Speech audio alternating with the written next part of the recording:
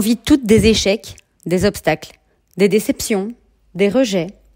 Mais comment ne pas se laisser envahir par tout ça? Comment se relever? Comment se protéger tout en restant soi-même? Comment pardonner et guérir pour avancer? Et comment arrêter de rechercher la validation extérieure et de tout accepter chez l'autre? Si tu veux découvrir comment le fait de ne pas accepter d'être réellement qui j'étais et de continuer à vivre en guerrière m'a mené au bout de mes limites et que c'est à ce moment-là que tout a commencé à changer, installe-toi confortablement, cet épisode est pour toi. Bienvenue dans Confidence d'une guerrière.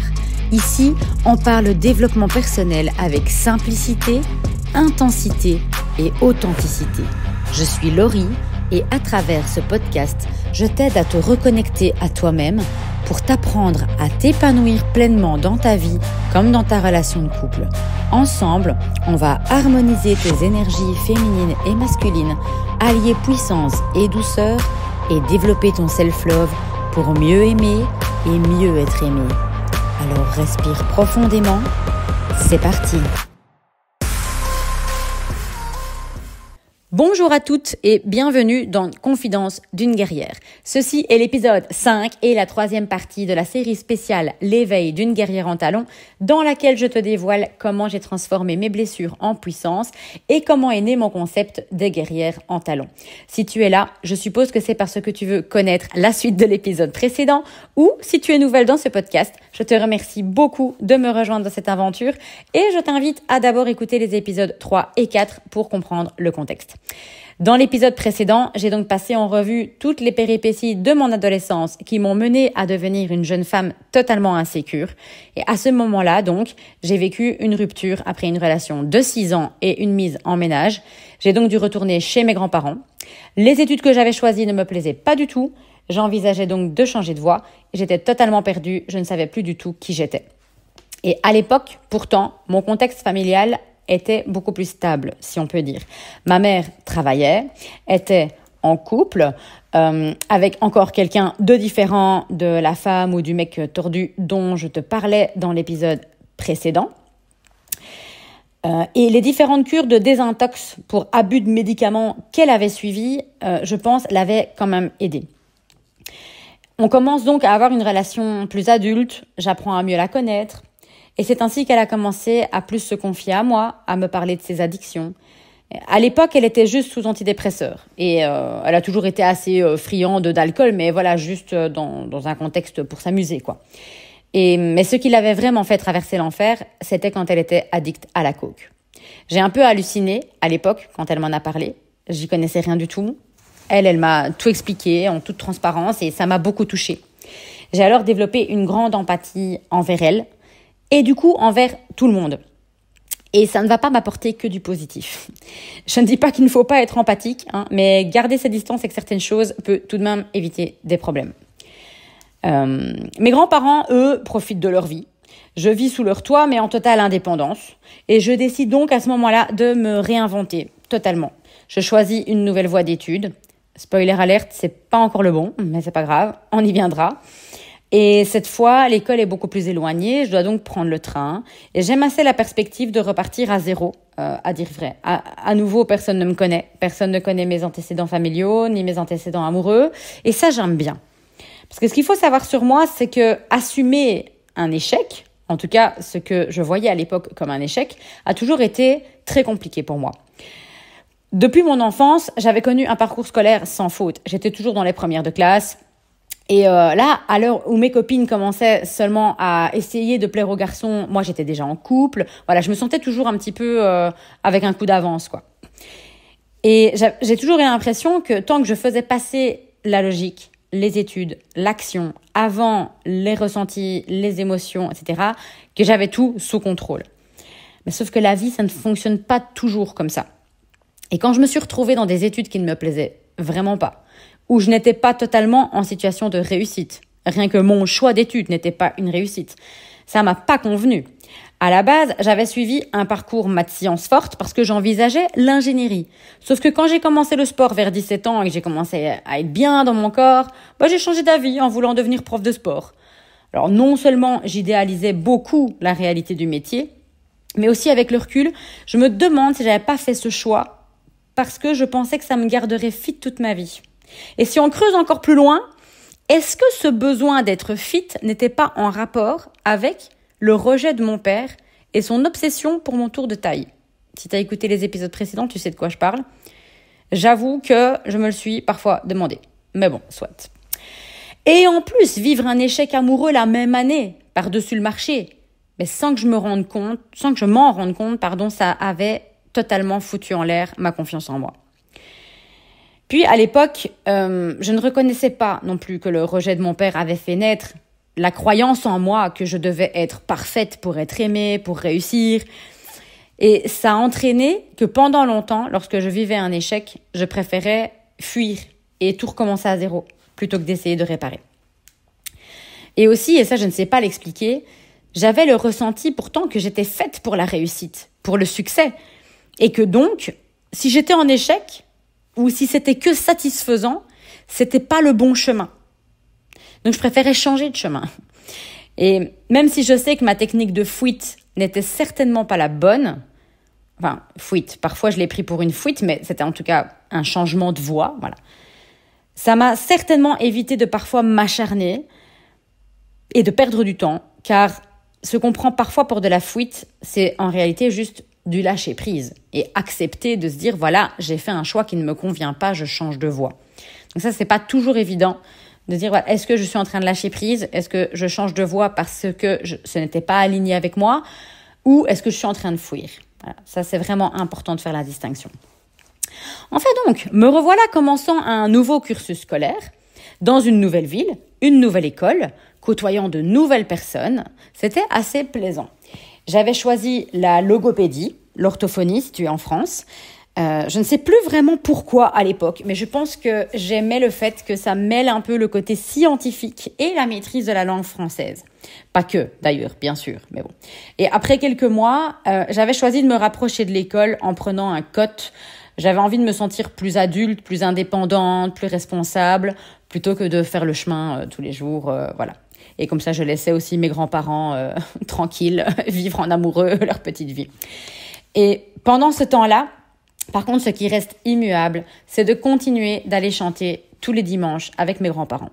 Le chant m'avait beaucoup rapproché de mon grand-père d'ailleurs, qui, pendant toutes ces années, était vraiment devenu un pilier, une figure paternelle prenant une énorme place dans mon cœur. Peu de temps plus tard, encore une fois au karaoké, où j'allais tous les dimanches, je rencontre un partenaire qui va complètement foutre en l'air tout mon système émotionnel. Je ne vais pas m'attarder sur la relation en tant que telle, mais juste, voilà, pour le contexte, il s'agissait d'un homme de 9 ans de plus que moi. Il n'était en Belgique que depuis peu et on a une passion en commun, c'est le chant. On est donc rapidement devenu un vrai duo à succès. Notre relation, en vrai, elle était totalement chaotique. Mais lorsqu'on chantait ensemble, il y avait une vraie connexion émotionnelle. Et c'était la première fois que je vivais ça avec quelqu'un. Cette vraie connexion émotionnelle, que je laissais quelqu'un, en fait, connecter émotionnellement avec moi. Et à cause de ça, j'ai beaucoup idéalisé cette personne. Enfin, en tout cas, beaucoup idéalisé la relation. Encore heureux que ma guerrière n'était jamais très loin. Et cette relation a quand même duré presque 2 ans. Mais c'est une relation dans laquelle je me suis beaucoup perdue. J'ai fait passer mes études après lui, moi-même, alors totalement en dernier, jusqu'à ce que je vive à nouveau 2 dures épreuves qui m'ont totalement réveillée. Alors, tout d'abord, comme tu t'en doutes, n'étant plus focalisée sur mes études, c'était pas totalement brillant. En plus, je suis à nouveau assez déçue lorsque je découvre la réalité du terrain pendant la 2e année. Ce qui fait qu'après 2 ans, je suis à nouveau en train d'envisager de changer d'orientation. Boum, nouvel échec. Je me sens de plus en plus nulle. Je me dis qu'au final, peut-être que les études un peu plus poussées ne sont finalement pas pour moi. Et surtout, à l'époque, j'ai 21 ans, je suis loin d'être diplômée, encore moins près d'être mariée ou maman. D'ailleurs, à l'époque, j'arrêtais de me dire que je voulais être mariée et maman avant 25 ans. J'avais repoussé l'échéance à mes 30 ans. Et j'en avais assez de perdre du temps. Moi, je voulais enfin travailler et avancer dans la vie, quoi. Je voulais accéder aux prochaines étapes. Et ensuite, un événement tragique va venir détruire le peu de stabilité qui restait dans ma vie à l'époque. Quelques mois auparavant, ma grand-mère m'avait appris qu'on avait diagnostiqué un cancer à mon nono et qu'il ne lui restait probablement que 6 mois à vivre. Bien entendu, refusant totalement de plonger dans la tristesse de la situation, d'être victime de la situation, j'essaye de rester enthousiaste et positive, de le pousser à ne pas abandonner, à se battre. Je pense qu'une partie de moi ne voulait pas admettre la gravité de la situation. Je ne voulais pas admettre qu'une deuxième figure paternelle allait m'abandonner, en fait.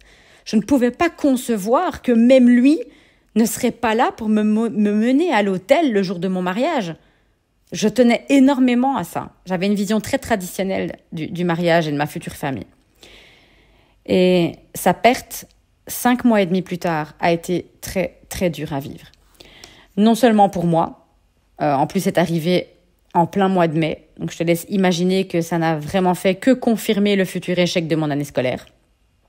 Mais aussi évidemment pour ma grand-mère, qui s'est retrouvée seule du jour au lendemain, qui a replongé dans une grosse dépression, mais aussi pour toute la famille, car le pilier ayant disparu, beaucoup d'autres personnes se sont éloignées de ma grand-mère peu à peu.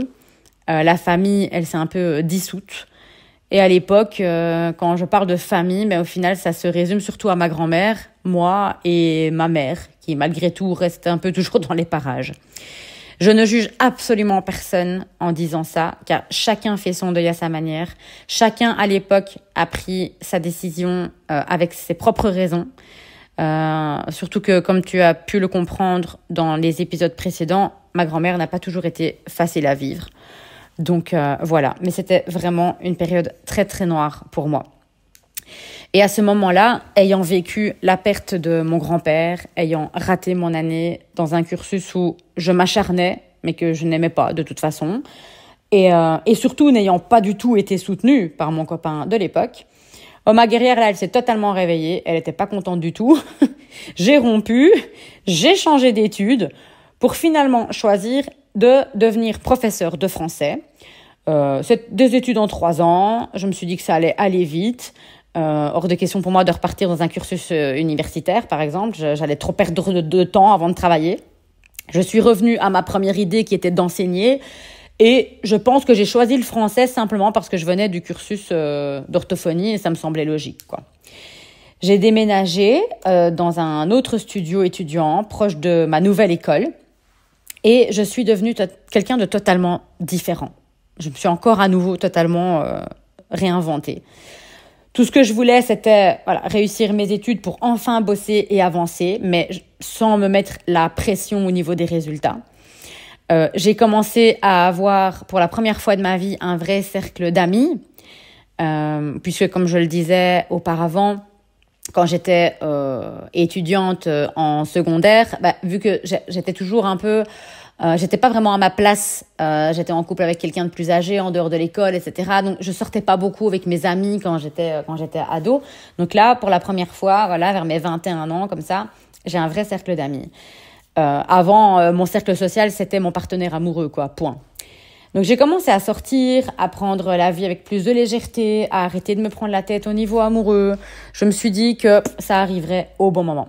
Sauf qu'à cette époque-là, c'est là que j'ai vraiment pu constater aussi la réalité du terrain et que j'ai commencé à rencontrer des mecs qui mentent, qui profitent de ta confiance, qui en ont en réalité rien à foutre de toi, mais qui te font espérer. Sauf que moi, en bonne amoureuse de l'amour, en réalité, même si je voulais pas l'admettre, au fond de moi, j'espérais toujours que ce serait le bon. Et sans m'en rendre compte, étant à ce point dans une énergie de manque, je ne rencontrais que des gens qui ne me correspondaient pas. Donc je sortais un petit peu plus souvent et j'ai rencontré un gars. De prime abord, je le trouvais prétentieux. Il ne m'intéressait pas du tout. Sauf que lui, il n'a rien lâché. Et à force, j'ai découvert une autre facette de lui. Il avait bon cœur, il n'avait pas eu une enfance facile, selon ses dires, bien sûr, selon son point de vue. Et je voyais bien qu'il faisait tout pour se construire une vie meilleure. Et ça m'a plu, ça m'a parlé. Sauf que peu de temps plus tard, j'ai découvert qu'il me cachait quelque chose. Il me cachait cette chose parce qu'il en avait honte. Il était addict à la cocaïne. Et moi, à ce moment-là, ayant développé une énorme empathie pour ma mère, eh bien évidemment, j'ai développé une énorme empathie pour lui aussi. Je pense qu'au fond de moi, ça a dû réveiller mon âme de sauveuse et que, inconsciemment, vu que je culpabilisais d'avoir été si dure avec ma mère, mais j'ai plus voulu faire la même erreur avec lui. Du coup, j'ai tenté de l'aider. Je me disais qu'il était encore jeune, qu'il avait du potentiel. En soi, mais à part ça, notre relation se passait assez bien. Et aussi, je repensais à cette femme qui avait aidé ma mère à s'en sortir. Je me suis dit que si elle n'avait pas connu quelqu'un comme elle serait peut-être toujours addicte. Et que donc, peut-être que lui aussi méritait de connaître quelqu'un qui l'aide. Je peux d'ores et déjà te dire que, bien entendu, ça n'a pas fonctionné du tout. Il m'a fallu longtemps pour comprendre que c'est totalement inutile de vouloir aider les gens. Le changement ne vient pas de quelqu'un.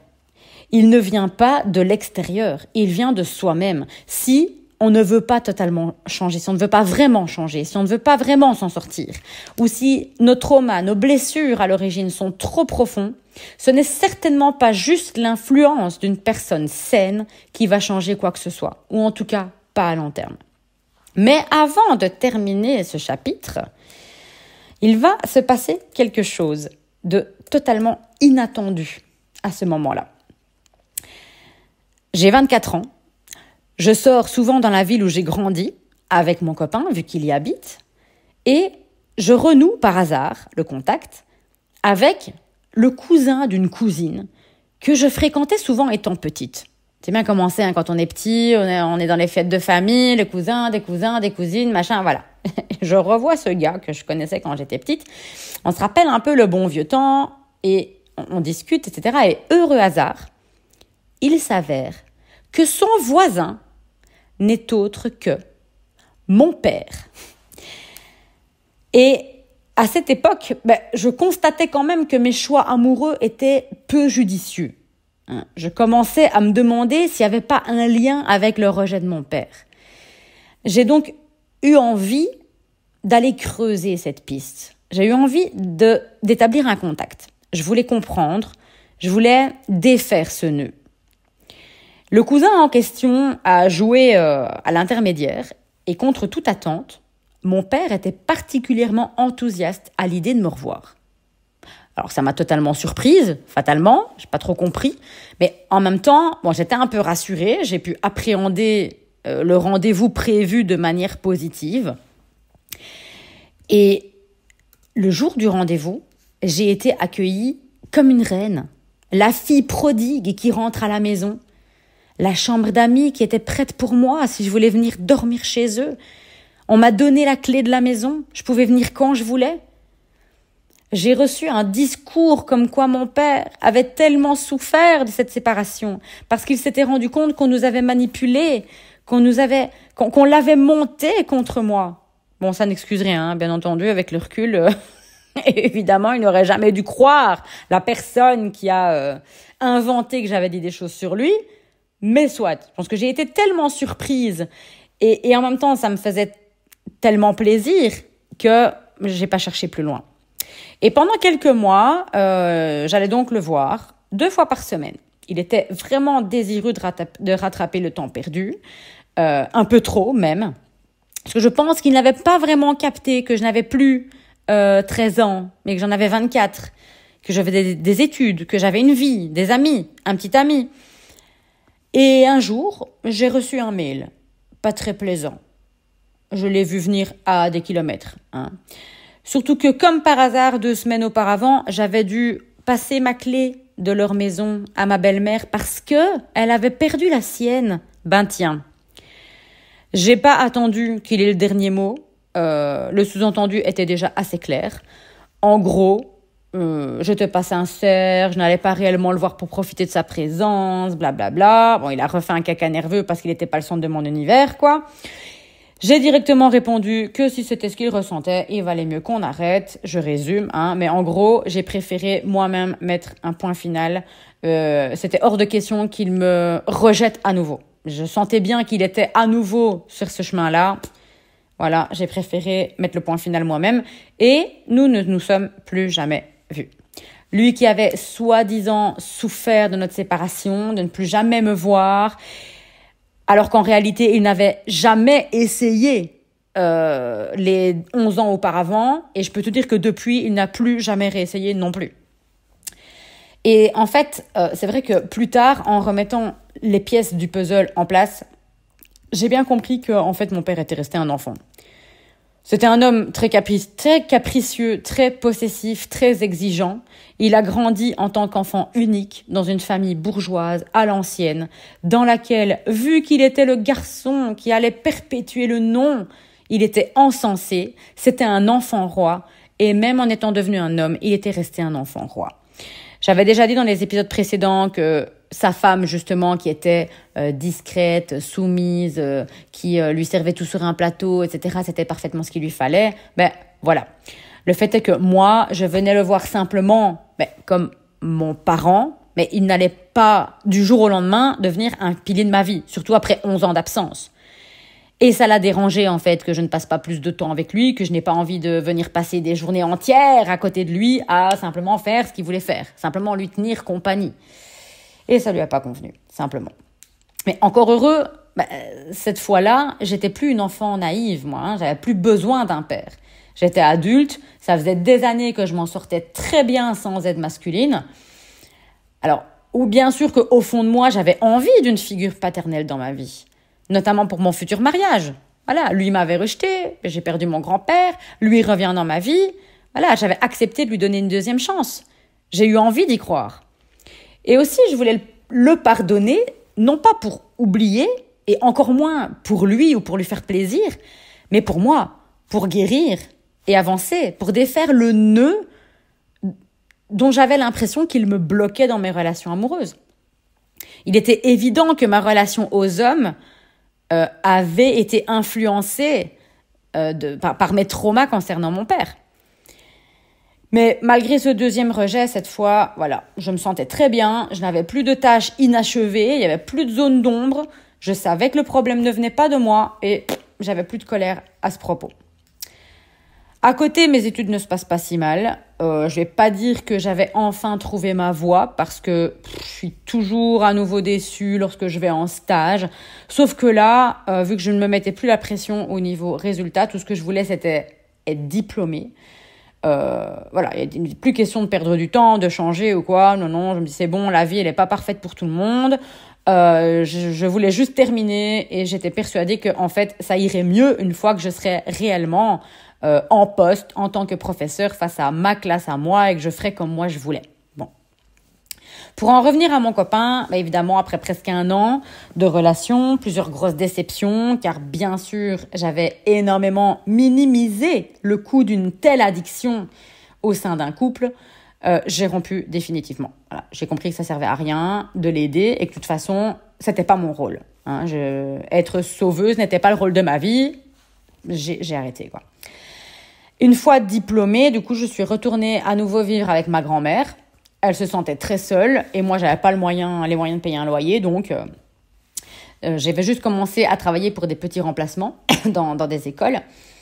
J'étais loin d'être passionnée, surtout qu'au début, en général, on trouve rarement dès le début le poste de nos rêves, donc mais voilà, encore une fois, j'avais l'espoir que un jour, j'aurais le bon poste dans la bonne école avec les bons collègues et que ça se passerait très bien et que tout ferait sens. Par contre, au niveau des relations amoureuses, j'étais totalement blasée. À un moment donné, le seul critère, si je devais trouver un partenaire, c'était en fait que la personne soit honnête et stable. Point, quoi. La Laurie exigeante, capricieuse, jalouse, qui ne laissait rien passer, la guerrière, elle était loin. J'étais plus dans la colère productive, mais j'étais dans une déception. J'avais plus l'espoir, en fait. J'y croyais même plus, en fait, à ce conte de fées auquel je rêvais quand j'étais petite. Vous allez me dire, oui, mais les contes de fées, ça n'existe pas, blabla. Ouais, on en reparlera plus tard. Et c'est à ce moment-là que je commence un nouveau sport par l'intermédiaire d'une amie. Et je rencontre le cousin de son copain. Quand je parle, vous avez peut-être l'impression qu'il y a que quelques semaines qui sont passées, mais il y a plusieurs mois, hein, fatalement. Je saute d'étape en étape, mais il y a à chaque fois plusieurs mois qui s'écoulent entre les différentes histoires. Alors, ce fameux gars, c'est pas du tout mon genre physiquement, à la base. Mais par contre, c'est vrai qu'au niveau intellectuel, au niveau valeur, au niveau passion, on s'entendait très bien. Et on est devenus rapidement assez proches, jusqu'à ce que, finalement, on tente le coup et qu'on se mette en couple. Et là, pour moi, j'ai ressenti ça comme l'occasion à nouveau de tirer un trait sur le passé, de ne plus me laisser marcher sur les pieds. J'avais décidé de redevenir un petit peu plus exigeante, un petit peu moins tolérante, un petit peu moins accepter tout et n'importe quoi et d'être un peu plus stable à ce niveau-là. Et aussi, ce partenaire-là, je le trouvais tellement innocent par rapport à moi que ça m'a apporté beaucoup de légèreté. Il avait eu une enfance tout à fait normale, il avait une famille stable, il avait eu un cursus scolaire sans faute, il travaillait, il avait eu très peu d'expérience amoureuse. Franchement, sur papier, j'avais rien à redire. En plus, j'ai été très vite intégrée au sein de sa famille et ça faisait beaucoup de bien de rencontrer quelqu'un comme ça et de faire enfin partie d'un cercle familial sain. J'avais trouvé un équilibre que je n'avais jamais connu avant.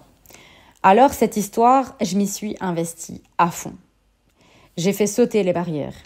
Et il n'a fallu que quelques mois pour qu'on envisage de vivre ensemble, sauf que lui ayant aussi une vision assez traditionnelle des choses, il voulait pas louer, il préférait acheter et surtout, il voulait qu'on se marie. Après tout, ça correspondait assez avec mes plans de vie, donc voilà.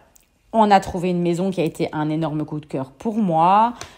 Tout ça me faisait quand même vachement croire à nouveau au fameux conte de fées. Et peu de temps après, on s'est fiancés, on a commencé à préparer le mariage.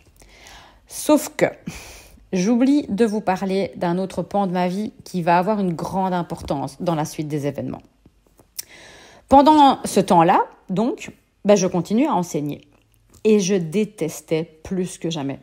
J'étais au bord du burn-out. Je me souviens, je me réveillais en pleurant tellement j'avais pas envie d'aller bosser. Mais je m'acharnais parce que j'étais dans une relation qui fonctionnait. On voyait ça à long terme, on prévoyait un mariage. C'était pas le moment de flancher. Je la voulais, moi, cette stabilité avec mariage, boulot, enfant. Et j'avais besoin de mon travail. Et sans que je m'en rende compte, la dépression s'installait. Et surtout, ce que je ne voyais pas, c'est que la vraie moi était en train de disparaître. Jusqu'au réveil qui a été très douloureux. Et ce réveil, ça a été de réaliser que mon mal-être m'avait fait devenir obèse. Tu dois te demander comment on fait pour devenir obèse sans s'en rendre compte. Mais oui, je t'assure que c'est possible. Bon, je n'ai pas pris 40 kilos sans le voir, hein, on est d'accord. Ou c'est pas, je me suis pas réveillée un matin en étant obèse. Plus jeune, j'ai toujours été pulpeuse, j'avais des formes, mais rien de problématique. Et je me souviendrai toujours du jour où mes yeux se sont ouverts, quoi. J'ai entendu des élèves discuter à propos de leurs différents professeurs. Tiens, t'as quel professeur pour tel cours et toi t'as qui pour quel cours, etc. Vous connaissez ces discussions dans la cour. Et une de mes élèves, ne se rappelant plus de mon nom, c'était en début d'année scolaire, elle m'a innocemment, c'était vraiment pas méchant, décrite en ces mots. Mais oui, tu sais, celle qui est forte avec des cheveux rouges. Oui, parce qu'en plus, j'avais teint mes cheveux à l'époque. Cette description m'a choquée. Je n'avais pas réalisé que, en soi, j'avais changé de catégorie. J'étais plus seulement pulpeuse. J'étais forte. Et on sait très bien qu'une ado qui parle de quelqu'un en utilisant ce mot-là, ce qu'elle veut réellement dire, c'est grosse. Mais juste qu'elle a été bien élevée, donc elle dit pas grosse. Et ce réveil, il a été ultra douloureux, mais nécessaire. J'ai alors entamé un gros processus pour récupérer mon physique d'avant. Et surtout redevenir celle que j'étais. Parce que quand j'ai ouvert les yeux, ok, j'étais devenue obèse, mais non seulement je me reconnaissais plus dans le miroir, mais je comprenais pas comment j'avais pu non seulement me laisser aller physiquement, mais me laisser aller aussi mentalement dans cette dépression, dans cet état de victime, de subir ma vie, de subir mon boulot. C'était horrible. J'étais devenue une larve, quoi. Bon. Je vais pas m'étaler ici sur ce fameux processus, parce que ça n'a pas vraiment d'importance quant au sujet du podcast, mais ce qui est important, c'est que plus je récupérais un physique dans lequel je me reconnaissais, plus ma guerrière aussi se réveillait. Plus je me rendais compte qu'en fait, j'étais pas du tout épanouie dans ma relation amoureuse non plus. On cochait des cases, oui, je n'avais pas de gros reproches à faire, surtout en comparaison avec mes relations passées. Sur le papier, j'avais tout pour être heureuse. Mais je pouvais pas non plus dire que c'était l'extase. C'était satisfaisant. Mais à un moment, ça n'a plus suffi. C'est même devenu insupportable.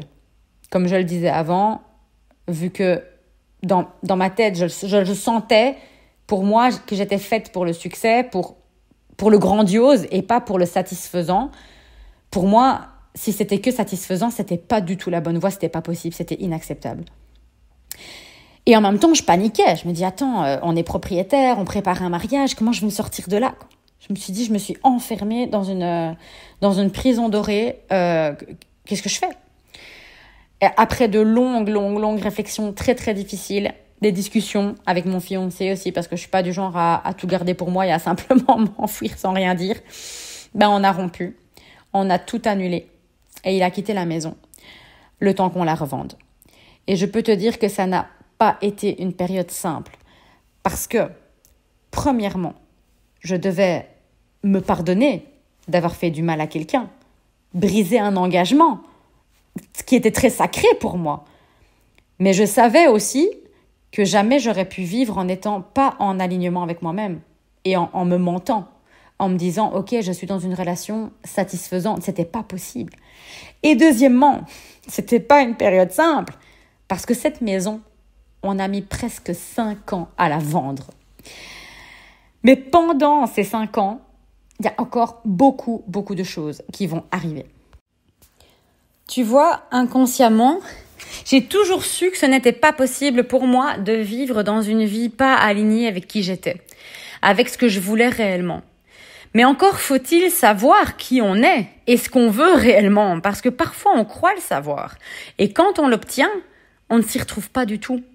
Je regardais justement il y a quelques jours le film Mange, prie, aime pour la 2e fois de ma vie. Et il a résonné d'une manière tellement différente en moi. Je me suis retrouvée à un tel point dans le rôle de Julia Roberts au début du film, dans cette histoire que je viens de te raconter, quand elle dit qu'elle avait plongé à fond dans chaque étape de la construction de cette vie, qu'elle avait elle-même organisé ce mariage. Elle se demandait pourquoi elle ne se retrouvait pas dans ce quotidien qu'elle avait bâti alors qu'elle l'avait voulu. Et c'est exactement ce que j'ai vécu. Et encore, je m'estime incroyablement chanceuse d'avoir su m'écouter avant d'aller plus loin encore. Je refusais tellement d'être comme ma mère ou comme ma grand-mère que j'incarnais beaucoup trop l'énergie masculine aussi. Je ne laissais pas cet espace libre dans ma vie. J'avais toujours manqué d'une figure paternelle et donc d'une énergie masculine, d'un exemple comme ça masculin, qu'inconsciemment j'avais pris cette place. Et comment attirer un homme qui prend sa place si on ne lui laisse pas, en vérité? C'était impossible.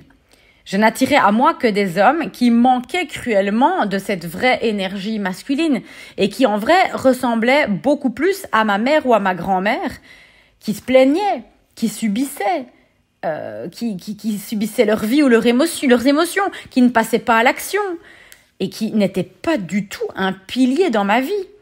J'en avais assez d'être celle qui pourvoit, celle qui organise, celle qui gère tout, celle qui prend soin de l'autre, celle qui sait mieux ou plus. J'étais la référence, c'était d'office à moi qu'on venait demander parce que moi je savais, j'étais la tête pensante.